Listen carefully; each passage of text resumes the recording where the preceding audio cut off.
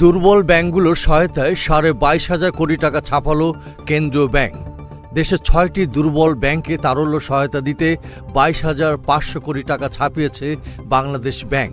বৃহস্পতিবার মতিঝিলে বাংলাদেশ ব্যাংকের প্রধান কার্যালয়ে দেশের আর্থিক খাতের সমসাময়িক ইস্যু নিয়ে সাংবাদিকদের সঙ্গে আলাপকালে governor doctor Ahsan S Mansur এই তথ্য জানান।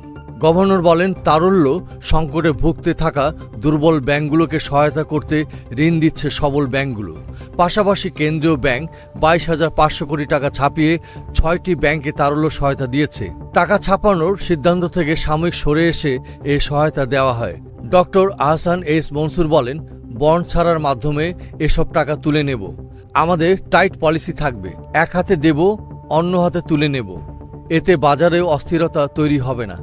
ব্যাংকে গ্রাহকদের আমানত পুরোপুরি সুরক্ষিত আছে উল্লেখ করে গভর্নর বলেন, সবাই তাদের টাকা ফেরত পাবে। কোনো ব্যাংকে তারল্য সংকট দেখা দিলে বাংলাদেশ ব্যাংক তাদের পাশে দাঁড়াবে। 1 ডিসেম্বর থেকে ব্যাংকে অনেক পরিবর্তন পাবে গ্রাহকরা। এস আহমেদ রাজ, ডেস্ক রিপোর্ট, এই সময় টিভি, ঢাকা।